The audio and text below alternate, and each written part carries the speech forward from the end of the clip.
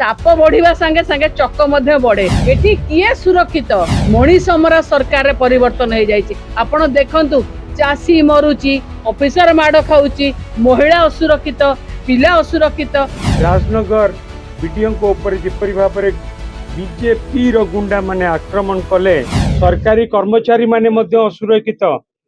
आपण माने देखिचंती Bhubaneswar BMC office रे जड़े कार्यरत सरकारी अफसर को ऊपर बीजेपी कर्मी माने किपरि भाव में आक्रमण करथिले एवं ये आउ गोटे ज्वलंत उदाहरण राजनगर रे बीडीओ जड़े महिला बीडीओ से जतले कार्यरत थिले ब्लॉक ऑफिस भितरे पशिकी किपरि भाव में आक्रमण करागला बीजेपी कर्मी मानक द्वारा एवं बीजेपी तरफ जे राजनगर रे प्रार्थी होते से निजे उपस्थित नुह निजे काम कर जरिया उपस्थित रे तार भिजुआल अच्छी प्रमाण अच्छी।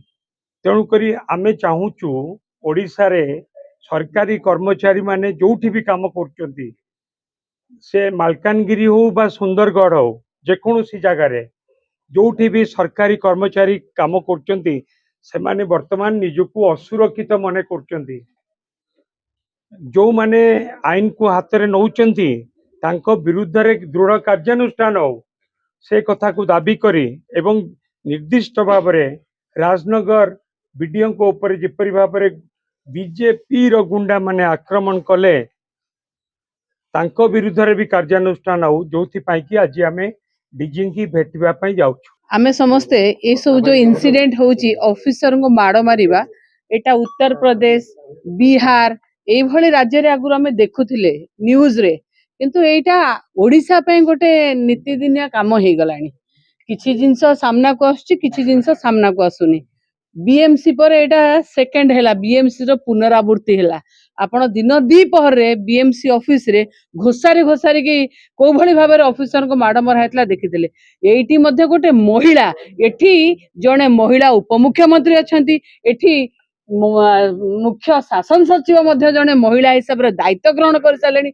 आशा करी मुख्य शासन सचिव अनु गर्ग मैडम गोटे प्रशासनिक अधिकारी गोटे प्रशासनिक कर्म अधिकारी उपरे बीडीओ उपरे तिलोत्तमा पृष्टि उपरे जो जिनस इनसीडेंट होती खराब लगे सी एक्शन कहीं नौ ना 2 तारीख आज 5 तारीख है कहीं विजु जनता दल डेलीगेशन विधायक ध्रुव बाबू हूँ आमर एक्स मिनिस्टर प्रताप जेना हूँ एवं समस्ते आगे प्रकाश बाबू हूँ समस्त गोटे टीम ऑफ डेलीगेशन कहीं आज डीजी ऑफिस के आसा पड़ा आहरी कहबी जे आमे बहु समय धरे आपण मैंने अपेक्षा कर भितर अपेक्षा करूँ डीजी देखा आमको नथिला एडिशनल डीजी आम नबाक चाहते किंतु ध्रुव बाबू और समस्त डेलीगेशन कहले डीजी देखा करिवो तेणु डीजी देखा कलु एवं मेमोरेंडम दबार आवश्यकता नहीं आज्ञा आपण मानक चैनल माध्यम रे से क्लिपिंग एते वायरल होईची सो मोटो कॉग्निजेंट नहीं किना या पर एक्शन होबा कथा।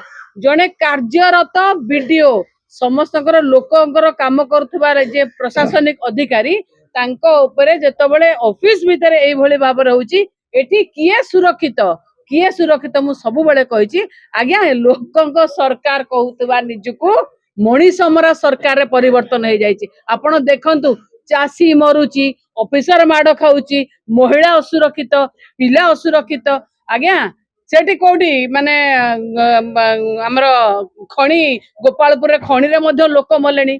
ये सरकार केवल मनीष मारिबारे विश्वास करे कौन सी लोक सरकार ये नुहे कौन सी लोक आज्ञा ये एमती करुचंती ये जिनिस जदि आप एक्शन हबनी ताले साप बढ़िया संगे संगे चक मध्य बढ़े माने एटा बुझी पारुथिबे आउरी आगु को आउरी खराब हबो। आईन श्रृंखला परिस्थिति ओडिसा रे खराब अवस्था को गलानी।